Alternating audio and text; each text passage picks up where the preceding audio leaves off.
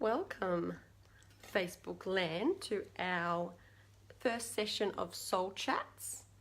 While everybody's jumping on board, I will quickly do the sharing. So just get comfortable, join us, and we will get started very soon. But come and get comfortable and let us know how your day was.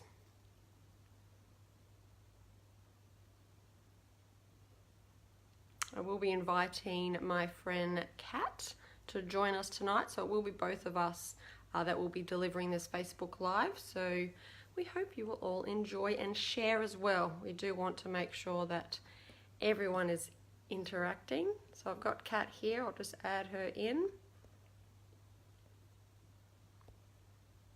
Okay.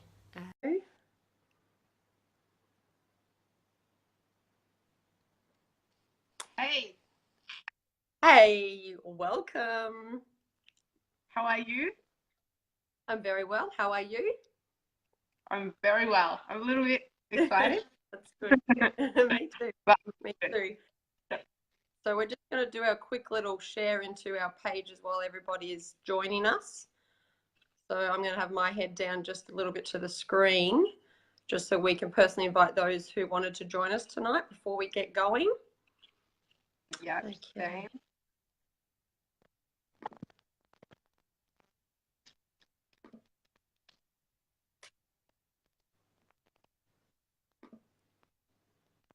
The fun part about the technology. Yeah. Sorry, guys. We'll just do one sec. Welcome, Jen. How are we doing? Oh, it's making noise. Sorry about that.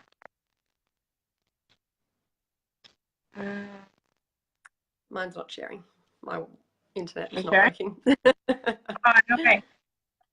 All right. I shared it on my timeline. Perfect. Well, let's explain the process, I guess, of the next 7 weeks. This is our first session of what we're calling Soul Chats, and it will be you and me each session for the next 7 weeks, every Sunday at 8 p.m. And we're basically opening up a conversation. Each week we'll have a new topic. Each week we'll open up the floor for everybody to discuss and share with us their own stories, their personal experiences, anything that they care to share. But we really are wanting an open conversation or interactive video. So we do have that ability for all of us to be able to be seen, be heard, and even if that's a practice run for us. So we get to really delve into that personal development that we've all gone through, all the self-discovery, the internal thoughts and feelings. We really just want to share our stories of growth and open that up to everybody else to be able to share as well. Would you like to add anything to that? No, I think that's exactly right. Like, it was just a space to sort of, I guess, given what we've both been through and feeling like there wasn't necessarily a space where we could openly discuss these sorts of things, especially to people who have been through it. Like, there's a lot of stuff available online, but I don't think there's a lot of spaces, especially for free, where you can just tune into something and kind of have a chat. Or even if you don't want to chat, but you just want to listen, there's not a lot of that. So, yeah, but if you want to chat, definitely feel free to leave comments and that sort of thing. Definitely. So we thought the schedule, for lack of a better word, or the plan for this evening is we were going to just share a little bit about our story. We've both connected recently and have had quite a lot of conversations around just our thoughts and feelings, what we've experienced over the last few years, what we would call a self-discovery, personal development, growth, us just being very, I guess, inward or internal and really understanding who we are. Our main aim, I guess, was what we began as feeling very lost, stuck, I'm just very confused on who we are. We're very disconnected, and everything from that point onwards has led us into, I guess, finding ourselves, learning more about ourselves, and really understanding, I guess, our beliefs, our thoughts, our feelings, our connection, getting more empowered. Rather than living in an external world, we're deciding to maybe be more connected to our internal world, feeling more aligned and just wanting to live a more free-flowing life. So we wanted to share a little bit about what we've experienced personally, just in case that really resonates with everyone that's listening, and if you've experienced something similar. And also we want to open that up to everybody else. So if anything resonates, just comment, feel free to share anything. Even if there's triggers that come up while we talk, or if there's something that you've experienced very similar to us, we really want to hear from everybody, as in your experiences. What are your thoughts, your feelings? We really want to open up this platform to give you a space, to give you a place to actually come to feel safe and secure in your own transformation, and mainly so you know you're not the only one. A lot of us do these, I guess, personal development, all this growth. A lot of us do this on our own, and it's not until we come together or meet, like the way me and Kat have, that we get to open that up and feel there is so many similarities, and it's just so much easier to talk about what we've actually experienced when you've got someone that understands and has gone through something else as well. So that is our main aim. We're just always wanting everybody to interact. If you feel drawn to share any of your experiences, we're very open. So we just want you to feel safe and secure. And there's no judgment here, because we all have our own way of growing and learning. 100%. Yeah. So tonight, do you want to add anything to that? No, I totally agree, 100%. And I think it's just really cool that you mentioned that we do all have our own way in which we deal with things and process things, and what works for me may not have worked for you, may not work for somebody else. But I think the whole point of it is just to show that once you find what does work for you, it kind of is the solution. Like there is a way that you can explore those things to find what works for you. Yeah, definitely. So do you want to start? So tonight, we thought our week 1 would be about the turning point. So the turning point we really thought would be almost, you can also call it the breakdown. It can be the point of what's happened in your life that everything just turned around. And a lot of the time that is something quite horrendous or traumatic for us, or just something in that moment where we've just come to our peak, whether it's a breakdown or we're just at our peak of our stress levels. There tends to be a turning point. Some of us have many turning points in our life, but we wanted to talk about one that really changed everything for us. So you and me both have our stories as well. Tonight we wanted to open that up to people. So we start from, I guess, what feels like the beginning, which is when it all turns around. So what was that story for you? So we want everybody to be able to share as well. What was their main occurrence in their life, a situation that you decided that enough was enough, or that you needed to start changing your life around? You needed to learn more about yourself, or rather than be a little bit more internal. So that's what we're going to start talking about. Kat will share her story. I will share mine, and we then want to open that up to everybody else to be able to share their experiences as well, and just have a bit of an open conversation. Yeah, definitely. And you may not even have already got to that point, but you may feel like you're getting to that point in a certain area. And this kind of might give you the opportunity to, I guess, kind of save yourself a little bit. Or just, I guess, see that, everybody goes through this, and it always seems a million times worse than what it actually is. But yeah, so basically for me, it was almost a year ago. The tipping point for me was July last year. July the 12th, in fact. It was the day before my dad's birthday. And the biggest thing that it was for me was a lot to do with my relationship. So I'd been in a relationship for 3 years and 1 month at that point. It was actually, our 1 month was on the 13th. It was with a girl. It was the first relationship I'd been in with a girl, so I had to sort of come out and all these other things that sort of comes with that, which was fine. Like my family and friends were really super accepting. I was really lucky to, like, I never felt judged for it or anything like that, which I was super lucky. But yeah, so we'd been in a relationship for 3 years, and along the way, not by any means saying that it's the relationship's fault that I got to this way. Both my ex and I played roles in me getting to it, and I've come to realize that ultimately it was my responsibility and my I guess my lack of responsibility that got me to that point. But basically, the last few months of us being together, I was so pushed to my edge that I was having panic attacks. I was having hardcore anxiety. I was really unmotivated.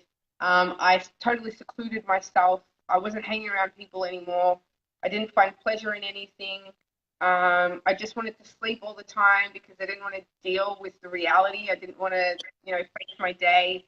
I was lying a lot because, like, to my partner, to myself, to friends, to family, about how good things were, or all those sorts of things. And then it just got to a point where I was lying to myself for so long about being unhappy in the relationship and the person that I had become, that the only way I could describe it was by saying that I had no life energy left. And I think that that's a completely different level of tired than being physically or mentally tired. And most people don't even necessarily know or believe in the fact that we have a life energy. And I don't think I did either until I got to that point where I realized I didn't have it. So, yeah, and then it kind of, I just realized that no matter what was going on around me, whether it was good, bad, whatever, I was getting no pleasure in it whatsoever.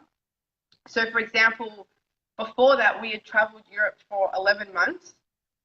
We were in some of the most beautiful parts of the world, and I was so unhappy with myself and who I was turning into, or who I was disconnecting from, I guess, more than anything, that a lot of the time I couldn't even enjoy it. And it took me a long time to be able to even say that out loud because I felt like such a spoiled brat. Like, who am I to complain about being able to travel the world and being in these really beautiful places? But the biggest lesson that taught me is the cliche sense that if you're not happy inside, it does not matter. It genuinely does not matter where in the world you are, how much money you have, what's going on around you. If you're not fulfilled on the inside and you have that disconnection, there's kind of no point. Like, you're not wasting it. Like, I don't believe anything is ever a waste, but there's genuinely just, I don't know, it's just so dissatisfying and so, I guess it kind of is a waste. I don't like to use that word, but, it kind of feels like a part of me regrets all that, letting it get to that point, because I feel like that was such an amazing opportunity and I couldn't even make the most out of it. And for a long time, I was beating myself up about that as well, and I've had to let that go.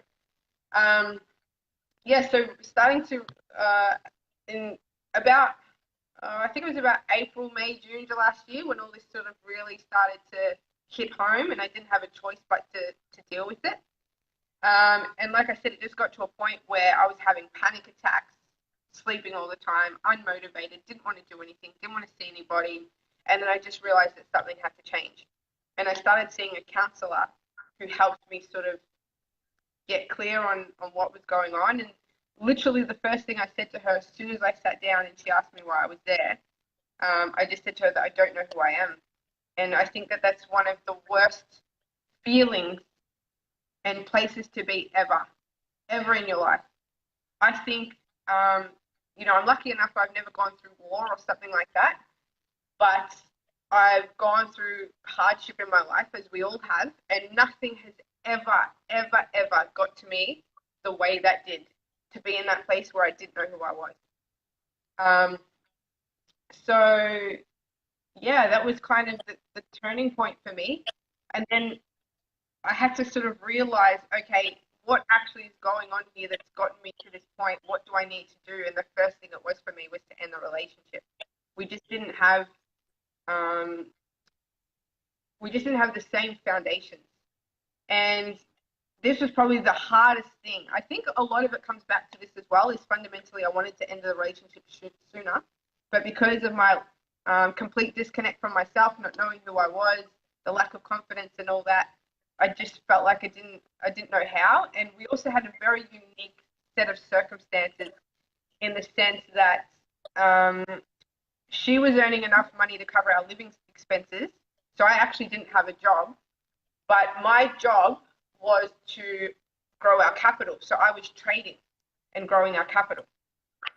That was one thing. I didn't have an income. Two, we were sharing a car. I think at that point we were basically even sharing a bank account because she was the one who had the income. Because I was secluding myself so much, I didn't really have friends around me anymore. It was risky for me to break up with her because I didn't have an income. I couldn't apply for a place to live. I couldn't apply for a loan to get a car. Because our money was, like, her money was an income and my money was trading, and then we had all this other money in investments. There was a lot of this really complicated financial stuff going on as well. And not that it comes down to all these things, obviously, but all these things add up. These are those sorts of little things that make you not make the decision, because there's all these other little things that you start thinking about that you're like, shit, what about this? What about this? What about this? What about this? So for me at the time, I literally felt like I was losing everything, literally everything. Friendships, money, security, family, I guess, because her family kind of became mine and vice versa, and all these things. And I just came to realize that all of that is not worth what I'm putting myself through. Because, like, the realization about traveling is I can have all that. We were even at the time looking to buy a house. We were obviously thinking about getting married, having children, all these things. And I was just like, there's no point. There's no point having all of these things if I'm in this state, if I'm not happy, if I'm so disconnected and unsatisfied. So, yeah, so I broke up with her on July the 12th. The next day was my dad's birthday. It was so awkward because we had this big thing planned, and I went there, and he obviously didn't know that we'd broken up the night before, so I had to lie and say that she was sick because he adored her. So there was that, and then immediately I went and stayed at my friend's house for a few nights. And this is probably more of a significant moment for me than breaking up with my ex. While I was staying at my mate's house, because I'm vegan, she didn't really have a lot of food for me to eat. And I didn't really want to eat her food anyway. Like, you know, she's already doing me a favor. So I went to Coles to buy some food. I think I was borrowing a friend's car at the time, maybe, or something. I'm not sure.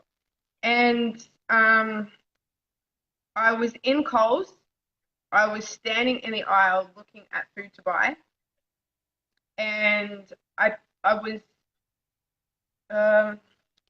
without getting into too much detail, in terms of out of respect for my ex and privacy and stuff like that, a massive part that I felt was that I just couldn't be me. Like, if I wanted to eat something, for example, we always had to worry about how much it was going to cost, or the nutritional content in it, or if I am going to eat that, what do I need to eat afterwards to make sure I'm looking after my health? Like, it's like this constant kind of, if you're going to eat that, you need to do this, right?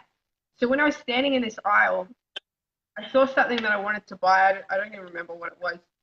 And all I could hear in my head was her voice telling me not to buy it because it's too expensive, and don't buy it because it's not healthy enough. And it was like everything just hit me in that moment. Like, who the fuck have I become? How disconnected from myself have I been? How much lack of confidence do I have right now that I can't even go to Coles and buy something, even though I have more than enough money to do so? You know, there's no reason. And I just broke down in the middle of Coles. And I never thought I would be that person. I've always been emotionally quite strong and been able to keep it together. But that to me was a more significant moment than breaking up with her, because that really showed to me where I was emotionally, mentally, you know, all that sort of stuff. Yeah, so I think that I guess kind of sums it up, so to speak. But for me, that was, like I said, by far the hardest place I've ever been in, ever. And that's part of the reason why I'm motivated to do this, because I don't think anybody should ever have to get to that point before they make change. Like, I was getting sick a lot as well. My body was just not flowing. Like, I always had neck pain and back pain and shoulder pain, and just feeling so lethargic no matter how healthy I was eating. And it was just like, as grateful as I am for that period now because of what it came with, a part of me also still feels like it was so fucking unnecessary. I really didn't have to wait that long to make a change. I really didn't. And the main reason why I think I didn't is because I just felt I didn't have the right tools, the right knowledge, the right people around me to make it happen. And I hadn't known anybody that'd been through a similar situation or anything like that. I just felt completely hopeless, completely helpless. So that's why I think things like this are so important, so people can see that, you know, this is shit that we all go through. But there are ways to deal with it and sort of come out, so to speak, on the other side. Yeah, huge life learnings. So at that point, you're just in it, aren't you? Like, at what point do you start looking back and start thinking, well, that led to that, that led to that, that led to that? Like, we can go back our whole lives, really, sometimes. Yeah, 100%. Well, I think as well, at that point, I was so tired. So, like I said, life energy, it's a different kind of lack of energy to anything else you've ever experienced. At that point, I literally felt like I could have slept for 6 months and still been tired. So at that point for me, it wasn't so much about how or why did I get here. It was about accepting the fact that this is where I'm at and I need to do something right now. I can't wait any longer to make some changes. And the first thing was to end the relationship. So it wasn't until a little while after that, and by this time, I think I'd been seeing the counsellor for a good few months, I'm pretty sure. So she was helping me sort of come to terms with things, and we were even seeing a counsellor as a couple, which in itself had a lot of eye-opening moments, which just confirmed that I was making the right decision. So yeah, I guess once I sort of ended that and went through everything with Coles and sort of emotionally allowed myself to feel it all, which I think is a really important part of it, is to let it all come up and surface and express it rather than keeping it inside. A few weeks later, I was actually starting to sort of get to a point where I was like, okay, what actually happened? How did I get to this point? What role did I play? What role did she play? What role did our relationship as a whole play?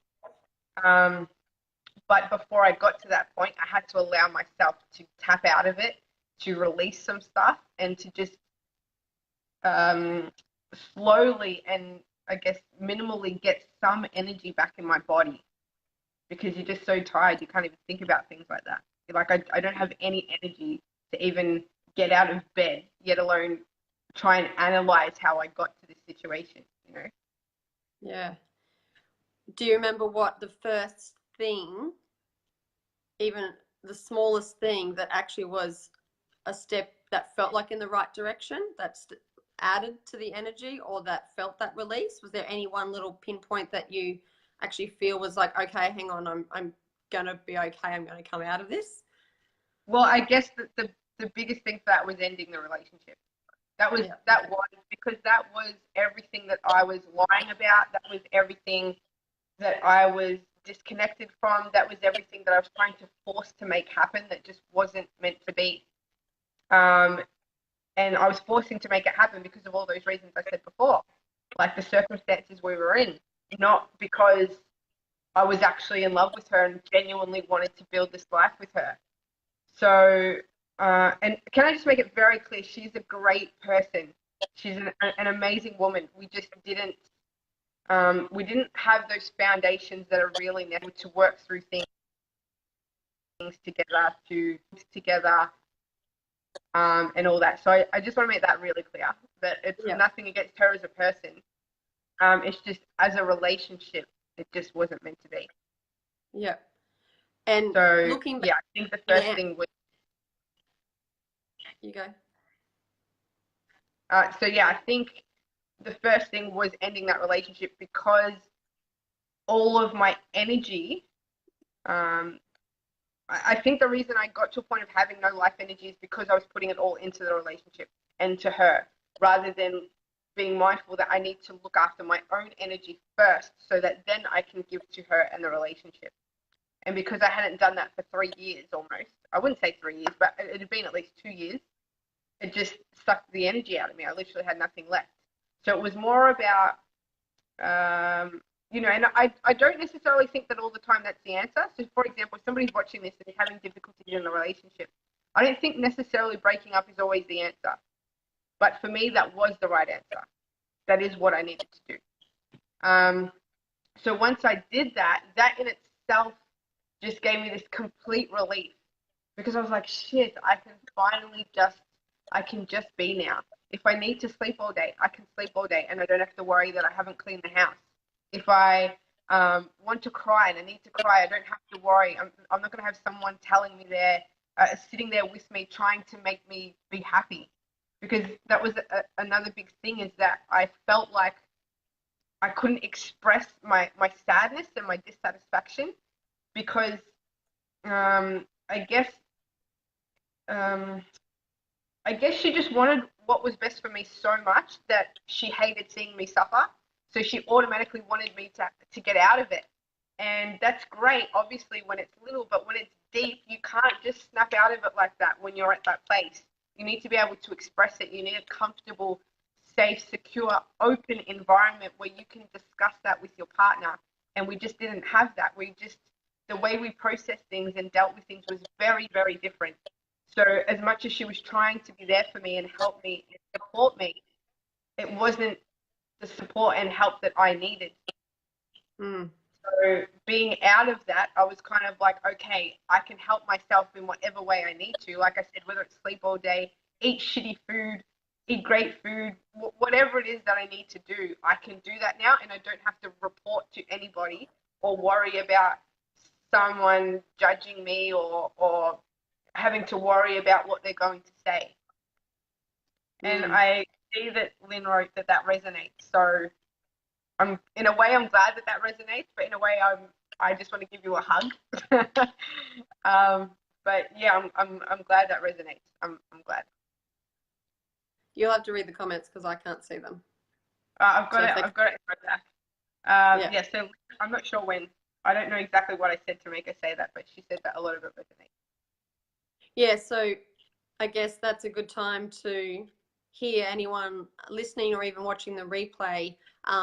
Does anything you've said, whether it's a different situation, you've just described how people are feeling right now or have felt, and it can be a similar or completely different situation, but we'd love to hear, I guess, does something really hit home, or does something really sort of open your mind about what Kat's just described in, I guess, her scenario?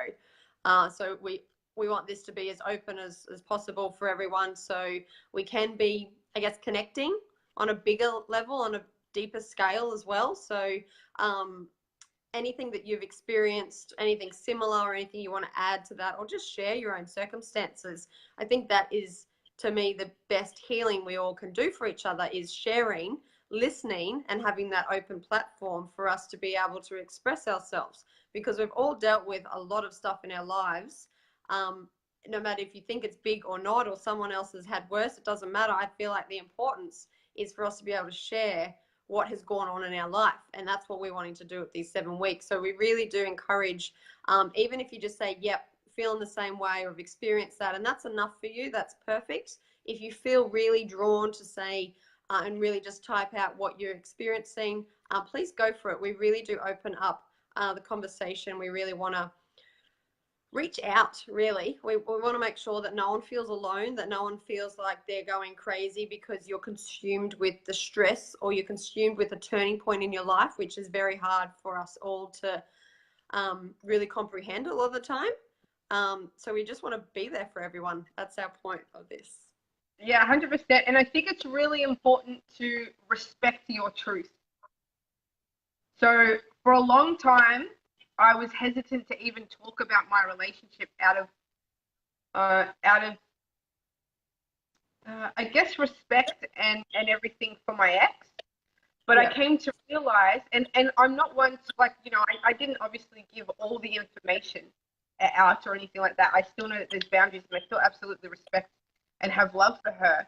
But at the same time, this was my truth in this experience, and she will have her truth in the experience as well. So I think it's super, super, super important to appreciate and respect how you are feeling. There are no right or wrong answers. It's your truth. It's your experience. And you'll actually find that the more open to that you are, the clearer you will get on where that's coming from. And it'll also give you an opportunity to take responsibility for how you got there. Because it's so easy for us to sit there. So, for example, for a while, I was blaming her for me being so tired, because I was like, if she didn't expect so much from me, if she didn't put so much pressure on me, I would have been happy.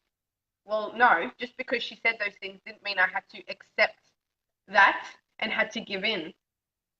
So if anything, I got myself to that place. It had nothing to do with her.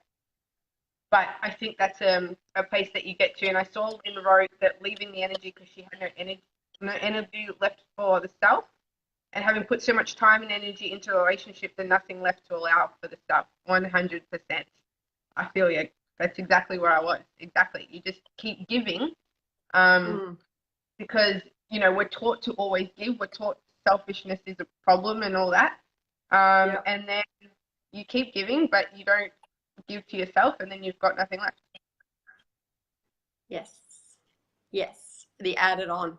Do you think that not half of the problem, but the added extra layer of us going through any stress and trauma is because we don't actually let ourselves deal with the stress and trauma? We are either beating ourselves up or adding an extra layer on top of that because we're not allowing ourselves to feel and process what's just gone on. So our lives are just constantly doing this, and no wonder we break down. 100%. And you'll actually find a lot of the time that it'll inevitably have rippling effects. So like I said, because I was dealing with the shit in my relationship, I ended up tapping out with a lot of friends, like secluding myself from them. I tapped out from my health. I tapped out from taking financial responsibility. I tapped out from wanting to contribute in the relationship. I just started to tap out of everything. It's just inevitable that it will have this accumulative effect, which is why it's so important that as soon as it starts, you bite it on the arse as soon as you can. Don't wait for it to get so big. But the thing is, you kind of, like for me personally, I kept thinking, oh, this is just a phase. We're going to work through it. It's going to change. Before you know it, it's been 2.5 years, 3 years. Well, I'm not going to say that long because I was happy at the start. Say 2 years or whatever, and you've got nothing left. And so Lynn just wrote, and for me, not really relationship with people, but relationship with work, no boundaries, giving, and then nothing left. Exactly right. And it doesn't matter, like this was my experience in a relationship, but this is what we do across all different areas. You know, that's still a professional relationship at the end of the day. And whether it's giving even charity work or to friends or to family or relationships or whatever, there has to be that cycle where, yes, you give to others, but you have to give to yourself. You just have to.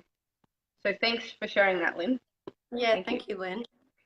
Do you feel that this is a theme that we're all going through right now, or have in the last few years, that the number one learning tool out of no matter what has had to happen for you to get there is for us to start looking after ourselves? Isn't that going to be a general society sense?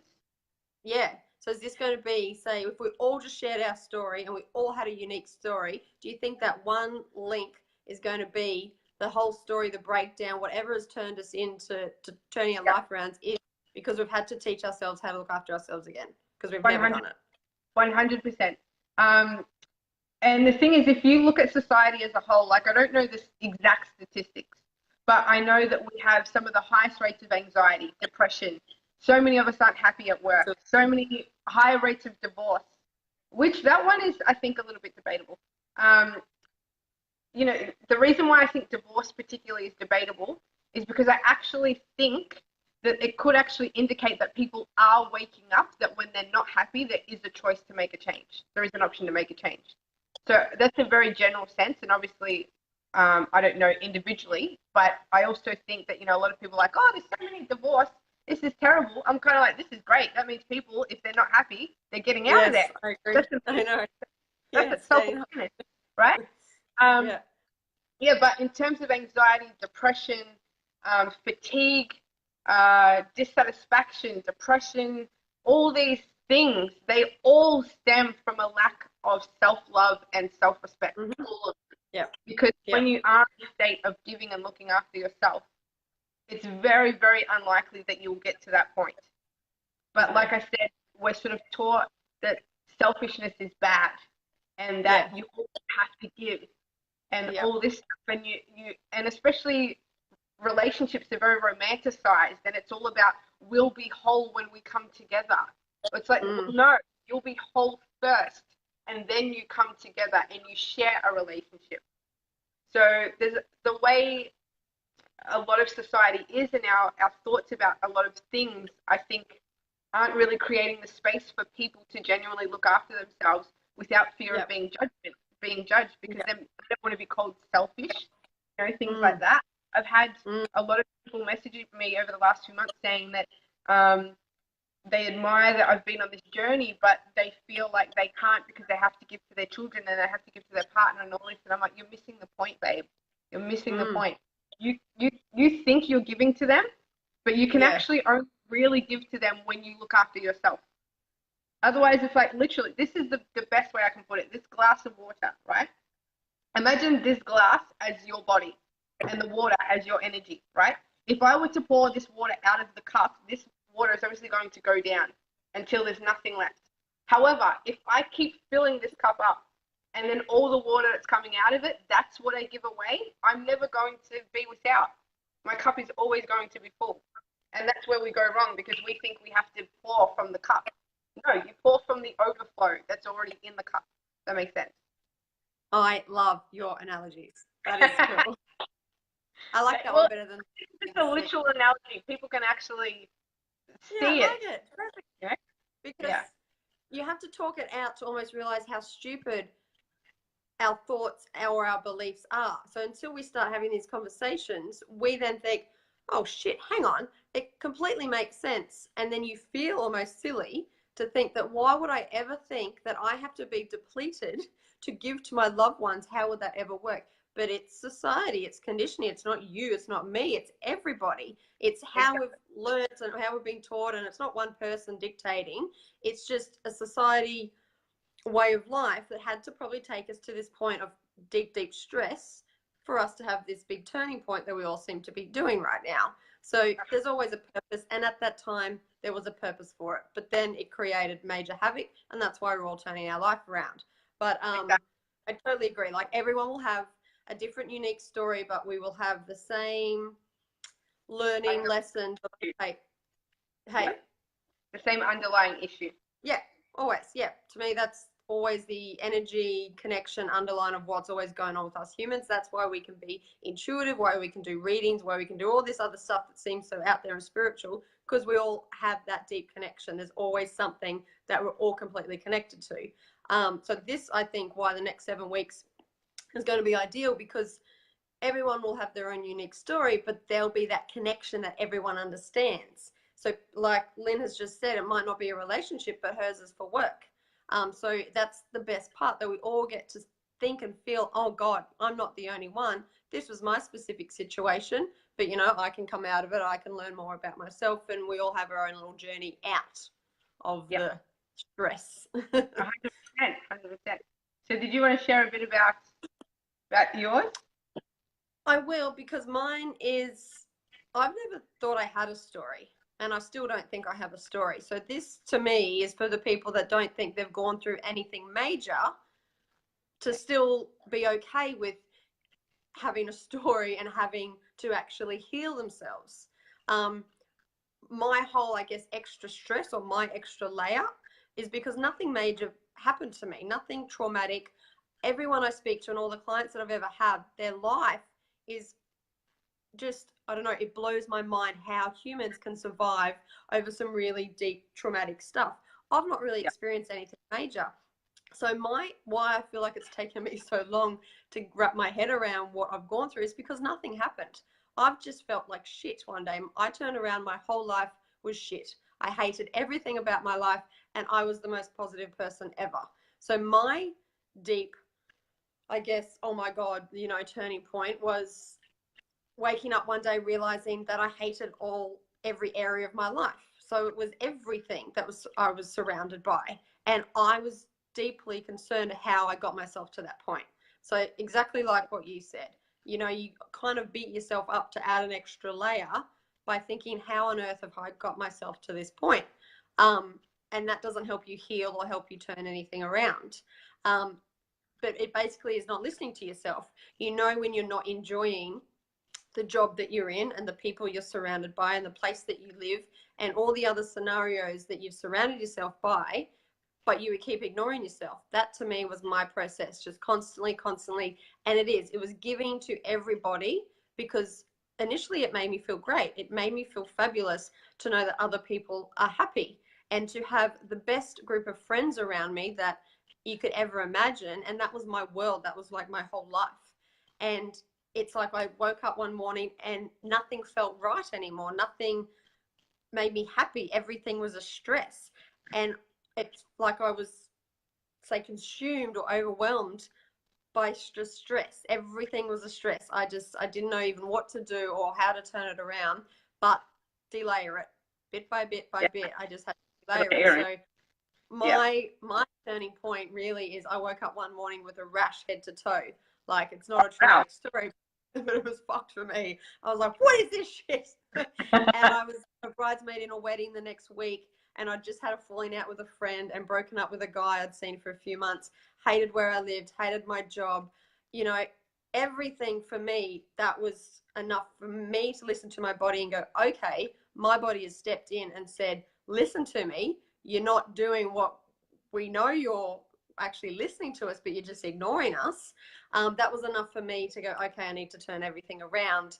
Saw a kinesiologist that next day, and that's when like the penny dropped. That was my turning point in knowing that I have a modality, I have a support network, I guess, and then I also had a way out of a career. So kinesiology for me ended up being my health. It helped me, I guess, just delayer all that stress and all those emotions. It gave me something then to study. It was then my new career. It was then everything. So my turning point from having that rash where I was like, this shit needs to go quickly because I'm a bridesmaid, and realizing that my whole world was just consumed with stress and nothing was enjoyable, to finding what then led me on a, I guess, health and well-being path. So that's my turning point. But the point is that I don't feel I have a story, because like that's a shitty story. I don't have something like dramatic, whereas you think I probably, you know, a lot of people have gone through worse.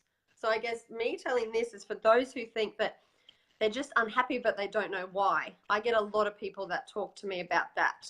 I've done a lot of self-discovery, and I'm very vocal and expressive on Facebook. It's been a great companion for me. And I've shared a lot of my thoughts and feelings as I've delved into how did I get to that point? How do I get out of it? And how do I just love life again? Because I'm a very, I think, happy person inside anyway. And that is just who I am. So how do I get back to that, or how do I reclaim that sort of thing? So I find that a lot of people resonate with when I always say, like, I just feel like a spoiled bitch. You said it before as well, because my whole world, there's nothing wrong with my world. It's actually fabulous.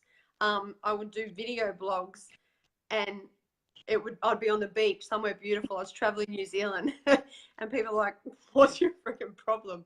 Like, you're going around New Zealand for 2 months. Like, clearly you're paying for it somehow. Clearly the world's not that bad. But in my head and in my everything, my whole world was breaking down around me. 100%. So that's the turning point, and that's the, I guess, recognition that I want people to know that it doesn't have to be a hell of a story or a traumatic one. You can wake up one day and go, fuck this, I'm turning my life around. You've still got a story. You've still got a moment where you decided that how you were living does not suit you anymore. That's still a turning point, and that is still something to, I guess, recognize, and to be proud of yourself that you've still taken that step. We could all still be ignoring ourselves. We could still all be consumed with stress and letting our body scream louder and scream louder. But at some point, we came to our tether, to our point, and that was us then deciding that, okay, we need to start making some better, healthier choices for our mind, for our body, for our whole world. And that is a huge process, and that can actually add more stress. Like, then the changes that you have to make in your world, then that's also adds, that just makes it very difficult for a lot of people, I think, to stay on that path. 100%. And I think, like, Lynn wrote a comment, sorry. I think that as women, we are taught that our place is to give, give, give, and if we don't, we are selfish. 100%. Yeah. Um, I think it's very interesting that you said that you feel you don't have a story because you just told your story. Everybody has a story. Yeah. And I personally believe that we all learn things in different ways. And therefore, what we go through is there to give us that lesson. So I needed to go through that because that's the only way that I would get that lesson. You needed to go through what you call nothing, which is still a lot, to get the lesson. And the thing is, the story is irrelevant, really. Yeah. What the key is the feeling, the emotion. That's the issue. It's got nothing to do with the story. Because like you said, you had a great story. Parts of my story were great. Like I said, I got to travel Europe for 11 months. When you were actually talking about being in New Zealand, it made me think our 2-year anniversary, I surprised her with a trip to Ibiza, which doesn't seem romantic, but there is this whole other side to Ibiza that people don't know about. Yeah. It's no partying, but there's actually this really beautiful spiritual side to Ibiza. And we were on this strip that's known to see the sunset. And we had dinner and wine there. And the whole time I was there, I just didn't want to be there. And I was beating myself up about it because I'm like, what's wrong with you? You're in Ibiza looking at this gorgeous sunset with somebody that loves you. Why are you so unhappy? Why? So it's this is, and I think you, like you said, your story kind of, I guess, more easily represents that because from the outside or whatever, from a superficial level, it does seem like, oh, everything's all great and dandy, right? But what's great and dandy in the mainstream or to somebody else may not be great and dandy to you or to me. And that's exactly what happens. And this is what we were talking about before, how it's always still that underlying issue of the self-love and the self-respect. Because the self-love and self-respect, if it's there, it won't wait until that long to realize that you're that unhappy. You know? Yeah, definitely. So I guess Lynn, we've got Lynn on, don't we? I can't see the comments, but I guess, is there anything that you want to share with us, Lynn? Like, can we be a space, a facilitator, or a mirror, or anything for you?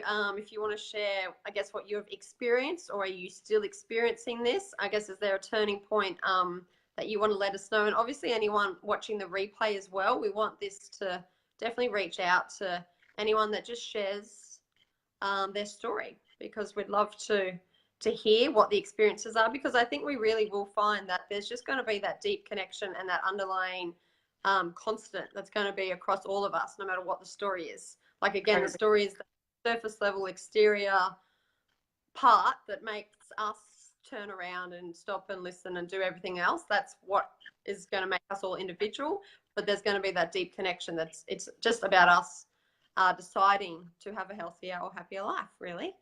Exactly, 100%. So if you don't mind me asking, did you, up until that point where you kind of realized that shit, something's got to change, did you still know that there was something not quite right, but just didn't know what to do about it, or ignored it, or just thought it was normal, or all of the above? Years. Yeah. So my whole world has been about my friends. I've got a really beautiful support network in my family. So my mum and dad are beautiful, beautiful people. But I've been around a lot of friends. They've always, I think I was very introverted as a kid, but they surrounded me with friends. They allowed me to invite friends away for holidays. So my whole world has been about my friends. I had a solid, amazing group of friends throughout high school, through all of our 20s. We did everything together. And the minute that it started feeling like a stress was probably about when I was 25. And it took me 5 years before everything like crumbled. And I moved away. I had a job in Townsville, so I moved away for a bit and had a bit of a escape where I could just look after myself. But my whole thing is I gave my everything to my friends. So mine wasn't a partner or a job, although my job was sort of everything as well.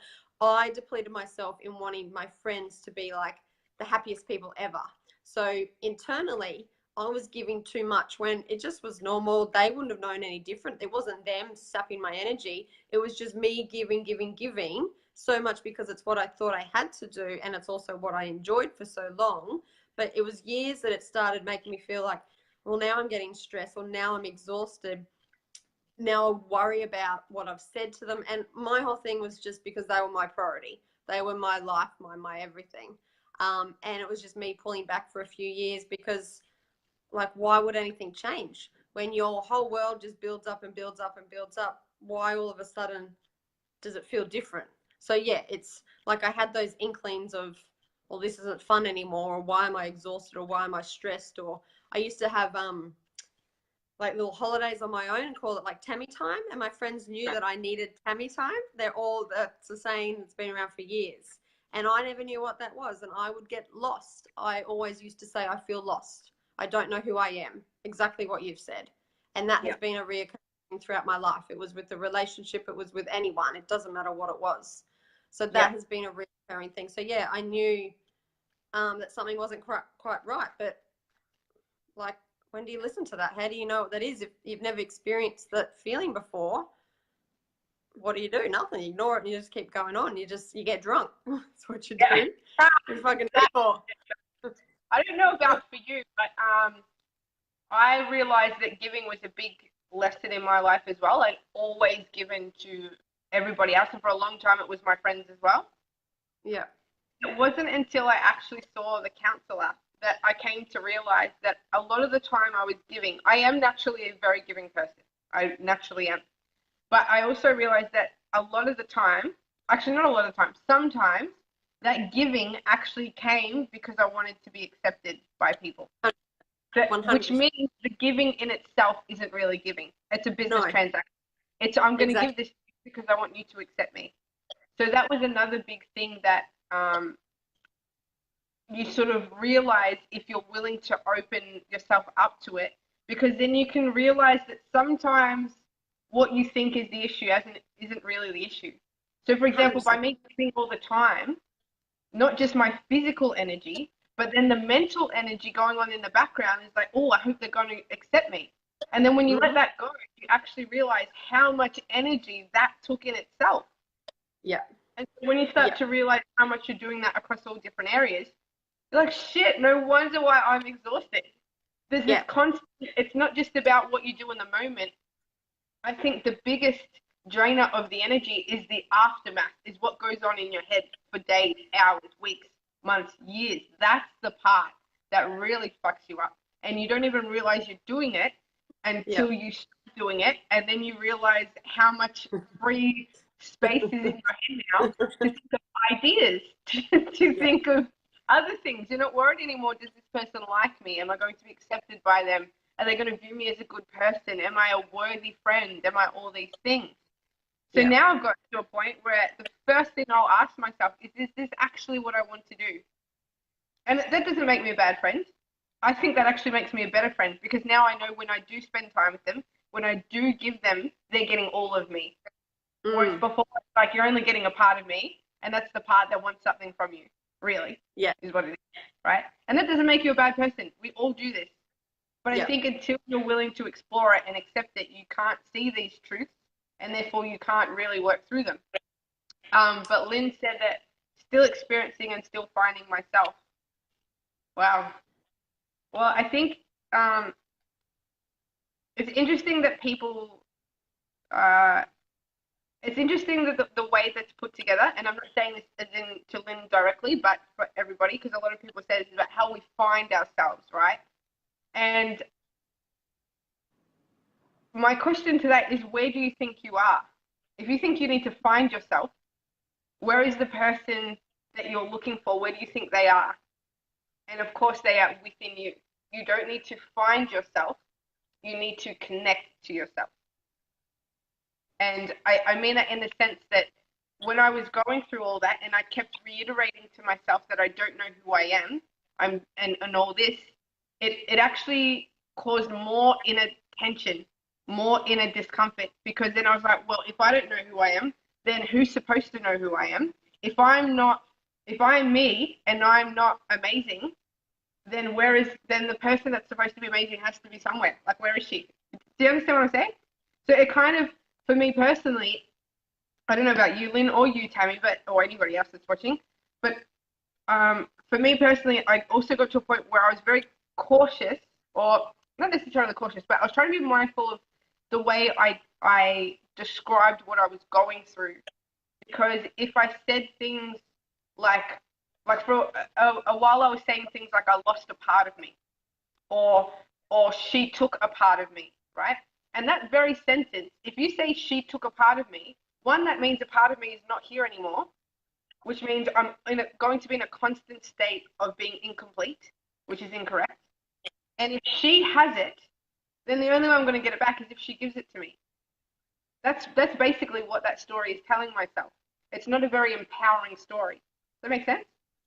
And so for me personally, like, I don't know about either of you, but I find things like that very interesting. That I think that's another reason why we find the process so overwhelming, because we don't even have the empowering terminology to go with it that really allows us to take responsibility and keep the power within us.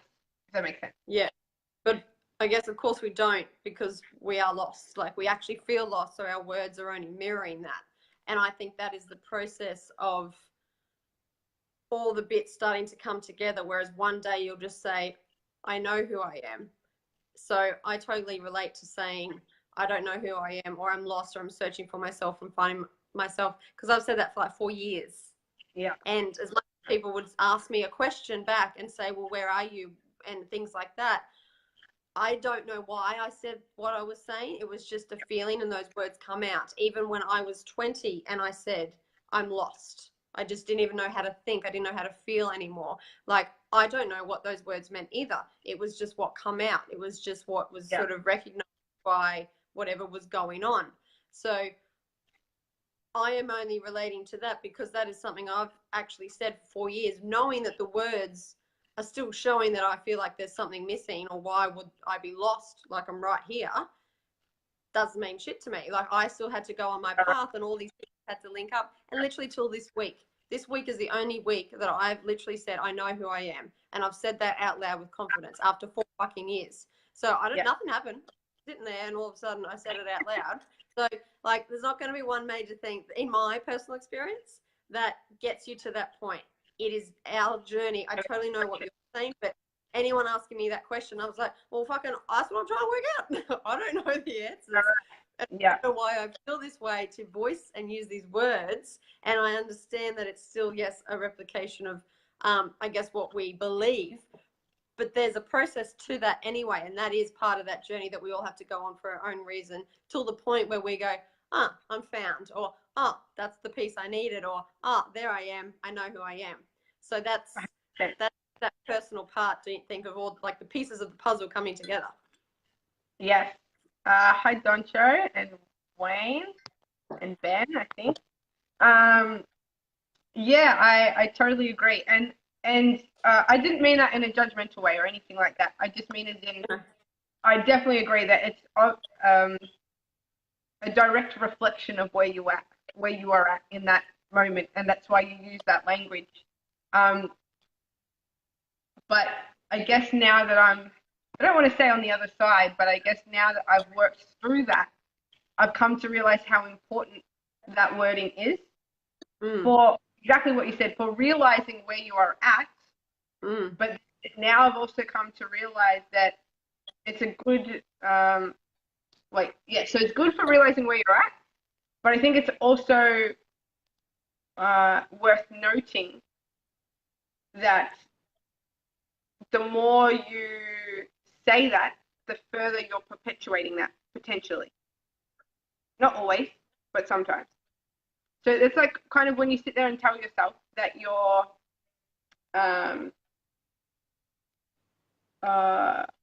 I'm angry. So the more you tell yourself you're angry, the angrier you're going to be. True? Yeah.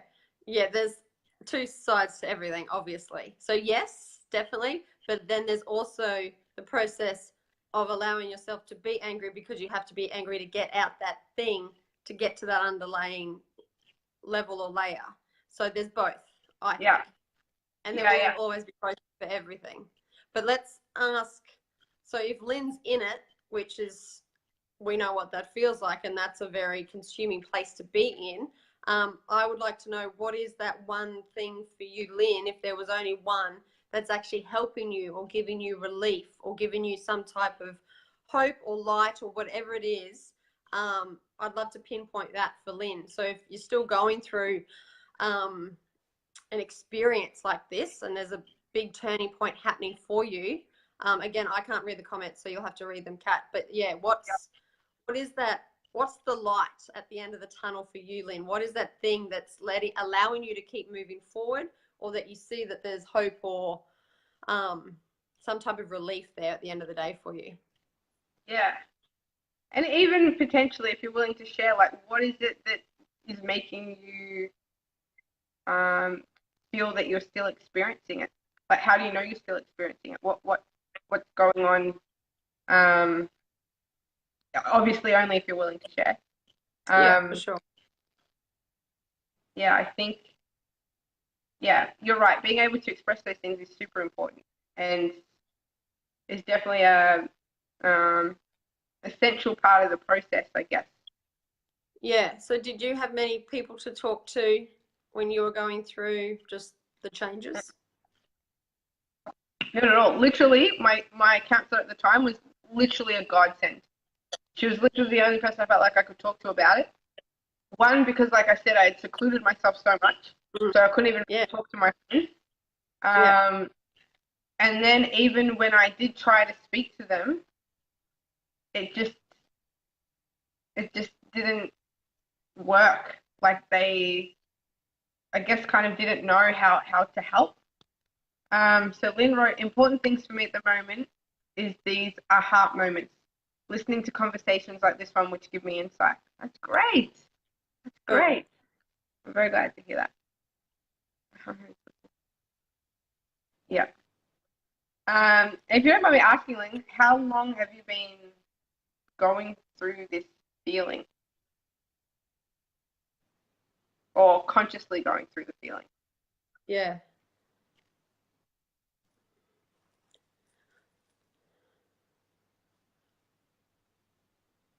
I don't know. How long then were you, like, was the counselor, I guess, your best support then? How long was that for you? 100%. I think I started seeing her. Wait, I'm pretty sure I'd already been seeing her by Mother's Day last year, which means maybe March or April I started seeing her, all the way through to late last year. And then, in fact, I was seeing her right up until basically New Year's. And then I don't know what happened, but just something clicked in me the 1st of January this year, and I just went into heal yourself mode. Not consciously, it's just what happened. And then once I started to find that inner healer, I just felt like I didn't need her anymore. I didn't need her for that sense anymore, because to me it's great to have outside people who can help you, but I think the true healing has to come from yourself. Yeah. How you heal yourself is way more powerful than anyone else trying to heal you. Do you feel that's the transition? Because when you're in it, you're consumed and you're lost. No matter what stress it is, you don't know how to bury yourself or unbury yourself, get yourself out of it. So that support network, no matter what it is, who it is like that transition period to get you out of that, so you feel like you can breathe again, no matter what it is. Then you start to find the strength inside, and everything else starts to rebuild from that. But do you agree that that is such a pivotal part, to have whatever support you can just to bring you out of that, I guess, overwhelm? 100%. Excuse me. And I'd always been the kind of person that was kind of like, I'm just going to deal with this shit by myself. I've always been very independent, especially because of my upbringing. Like, I went through a lot when my parents got divorced at a young age. I had to look after my dad. I basically had to become the adult and he became the child. Like, and I just kind of had this inner warrior mentality. Like, this is what we're in. You just keep going, just keep going, keep going, keep going, keep going, right? But for this situation, I realized that mentality was no longer working. It wasn't helping me. It was actually causing more problems. So I think the benefit of having a good support network around you, and the thing is, a lot of people think the support network has to come from your friends and family. I'm going to argue most of the time that's not the right support network because they're involved in it too. They can't really give you a genuine, unbiased opinion because even their emotions, yeah, exactly. Even their emotions for you can get in the way. The fact that they love you so much and care about you so much, and sometimes unwillingly we project our own things onto other people when we're trying to help them. So for me, she literally, like I would not be here having this conversation with you right now if I didn't have her. She literally changed my life. There's no other way to put it. And I never thought that I would say that about a counsellor. I've never seen a counsellor before or anything like that because I always thought I know my own shit. I can handle my own shit. I've studied psychology. I do a lot of personal development. No fucking reason why I can't handle this shit. Obviously, I thought wrong because it wasn't working. But I also believe that the reason she came to me in the way that she did was because I finally did surrender to it all. And I remember asking God or the universe or whatever the hell you want to call it, just one day, I was just like, I need help. I just need help. And then really freakish set of circumstances. I was living with my ex and a mate of ours at the time in his unit. And he actually knew her. And he had just came back. He was staying in the country for a few days. He came back and we were talking, blah, blah, blah. As I opened the toilet door, he had mentioned her name. And I don't think he'd ever mentioned her name before, right? And as soon as he mentioned her name, something inside me just went nuts. And as all that happened and I opened the door, he had just put a new sign on the toilet door, like above the toilet, that said, when the student is ready, the teacher will appear, or something like that. And I was just like, holy shit. By this point, I didn't even know what she did. All I did was hear her name. I didn't know she was a counsellor. I didn't know what she'd done. So just straight away, I was like, who is this woman? And he's like, she's a counsellor. And I was like, that's the person I need to see. Yeah. So I think a big part of it is surrendering and allowing yourself to heal so that the right people can come to you to offer you support. That'll probably be next week. That's our topic for next week. The what, sorry? That'll be our topic for next week, will it? Our lead in to what's next. Yeah, so Lynn has gone on to say, so the last thing she said, important things for me, like these aha moments, has been pointed out a few times over the last few months about the importance of language. She's been feeling it for years. I think I was hiding from the problem by burying myself in work, trying to prove myself. This then consumed me. Absolutely. Yes, I think the support network has been the pivot, and yes, realized that I needed to stop feeling like a victim. I tried to do it all myself also. 100%. And I think it's so admirable that you've admitted that you try and hide the problem by burying yourself in work, trying to prove yourself and everything, because that's how we all deal with it. So, for example, a lot of people, so what I usually would have done in that situation with my ex is I'm really good at sport.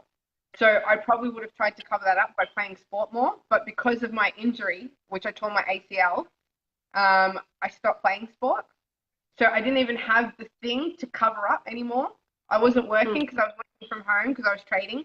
So no matter how much I tried to cover it up with something, it was just in my face 24 hours a day. And it's not necessarily one is worse or better or anything like that, but it's naturally what we do. We avoid pain. So as soon as something comes up and we don't know how to deal with it, we cover it up by trying to work, trying to prove ourselves, trying to fill the void for whatever it is that's causing our discomfort to begin with.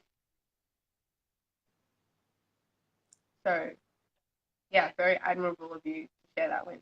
Yeah, definitely, exactly. And thank you very much for sharing that, because that's, even saying those, like typing it, is the healing process as well. Like that is even admitting that to yourself, but ever voicing that, whether you have before Lynn or not, that's huge. Like that's a turning point in itself. That's healing in itself. That's exactly why we're doing what we're doing right now. So we all have that ability to be able to let stuff go on a whole nother level and take responsibility, as much as not beat ourselves up.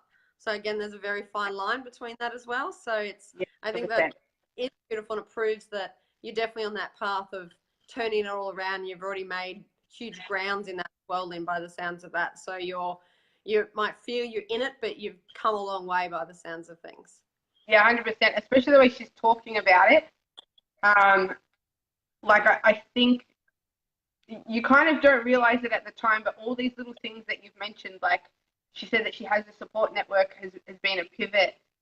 She knows that she's realized that she needed to stop feeling like a victim, the importance of language, that she's been trying to hide the problem.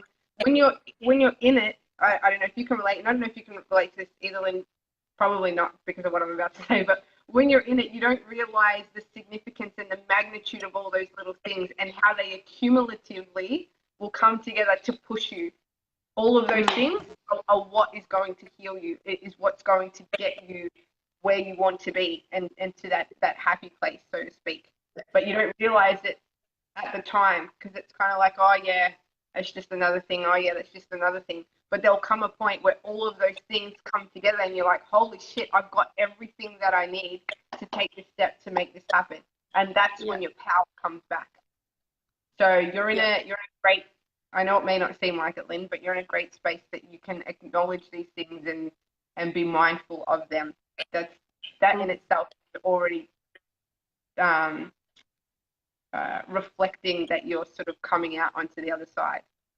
Exactly. And they're the foundations. So even in a couple of months, you'll look back and think how important these actual foundations are. So everything will grow on top of that. And like you've said, they will just all come together. And then that whole circle or full circle moment will come together and it'll complete. Then you'll be able to look back and go, okay, now I can make sense of it. And we both have said we feel like we've only just reached a point where we can look back on this. Last week, 2 weeks ago, we still felt we were in it. We still felt like we're actually consumed by this. We can see how far we've come, but we didn't feel done. So when you don't feel done, you don't feel done. You just don't. Yeah. It's hard for you to look back so much because you're in it still. But that's, again, why we're doing what we're doing. So you can actually recognize how far you've come. And the done point might be tomorrow. It might be next year. But the whole process is about progression, and that you have those foundations and that support and you're able to share what's happening. That's everything. The rest is just life. The rest is the journey. The rest is us just learning what we have to learn for us to turn everything around. So it is step by step, day by day, piece by piece. It keeps adding. But yeah, from what you've read out and what you've said, Lynn, there's some really great foundations that you've got. So everything is just going to get easier and easier and easier. Yeah. And it may not seem that like that right now, Lynn, but yeah, but the biggest tip I can say to you, Lynn, is be patient. Just be patient with yourself. Allow yourself, like you'll get to a point where you'll realize everything that you're going through right now was actually perfect. It really was. So I've only been able to get to that point literally, like you said, in the last few weeks, where I've kind of like, holy shit, all of it actually came together so perfectly. Because if I had done that sooner, now I realize I wasn't ready for that step anyway, and things like that. You don't realize that until you are on the other side. So not that there is another side. It's all just, you're in a constant state of journey. That's all you're ever in. So there is no other side. It's just constantly learning stuff, trying to implement it. If it doesn't work or it doesn't feel right, just be patient with yourself and just keep going. Just keep learning, basically. Yeah. And there are those full circle moments. So there are those moments where you feel that you have wrapped something up or you do feel done. If that's something that, because I just kept thinking, when am I done? When am I done? And everyone kept saying, it's life, it's a journey. It just constantly goes. I'm like, no, I know there's something happening that I will feel done. And this week I feel done. So yeah, you know, whatever you're aiming towards, it's a thing. No matter what anyone says to you, you'll have that feeling. If it's something that you're aiming towards, it doesn't matter what it is. There will be a cycle that will finish. There'll be that full circle moment where you'll then be able to wrap it up, look back and go, that's great. Yes, we always keep learning, growing, evolving and everything else. But there's a moment where a chunk of that will complete and everything is just foundational on top of that and continues to grow. That chapter's done. Yeah, 100%. 100%. And for everybody, that chapter could be one page, it could be 1,000 pages. It's not for anybody to say other than yourself. And you're right, you'll definitely know when you're getting to that point and you feel like this chapter is either coming to a close or I'm closing it. This is where I'm at. Yep, exactly. And time does not mean anything, because you could be looking at one area of your life, or you could be looking at every area. So the time and however long it takes you does not matter, because it's part of your life journey. So we have to just go with it, because nothing's going to change. We have to just keep going. Yeah, 100%. 100%. I think we've gone over time, as we thought we might. Oh yeah, that's all right. We love talking. But we did, I guess, get to a point where we probably can lead into next week. So I guess we will see what comes up this week for us all. Again, anyone watching the replay, feel free to comment, ask any questions, share what you've experienced, what you've resonated with. We want to keep this conversation going, but we want to keep it growing. So for people that feel they're in a crossroads of transformation, learning more about themselves, whatever it is, we want this to keep growing. So next week we want to then progress, so we all feel like we're actually furthering our healing or our discovery or our learning about ourselves. So I guess that moment of surrendering or letting go, or sort of that next level where we started to pull down those pieces or those layers, might be a really good topic for us to talk about, because that's also a hard point, to start letting go of stuff. We've got the stress, we've got the, okay, something has to change. Then actually implementing that change can be another thing that we all get real stuck in. So let's see what comes up for next week, and maybe our topic will be around that. Yeah, I think it's the delayering process. Lynn said, thank you both for those great insights. You're most welcome, Lynn. This is exactly what the purpose of this was about. So hopefully we'll see you next week, and you will probably continue to get more out of it as we sort of delve into it each week and start breaking different things apart. So I'm excited about next week. Next week I think is really, to me, next week is like the delayering that's where you find your power again. That's such an important foundational step to realizing, okay, how can I get myself back, or how can I sort of work through this properly? So next week will be good. Next week will be fabulous. So everyone, we will see you next Sunday on this same event. So just mark interested or share with any of your friends. Next week will be week 2 out of 7, and it's every Sunday night at 8 p.m. Australian Eastern Standard Time for anyone popping in from overseas. Yes, absolutely. So we'll see you guys next week. Thank you, everyone, for joining. And thanks so much, Lynn, for your contribution. Yes, thank you, Lynn. Thank you, Kat. Have a lovely week. We'll talk to you all soon. We'll see you next week. Bye, guys.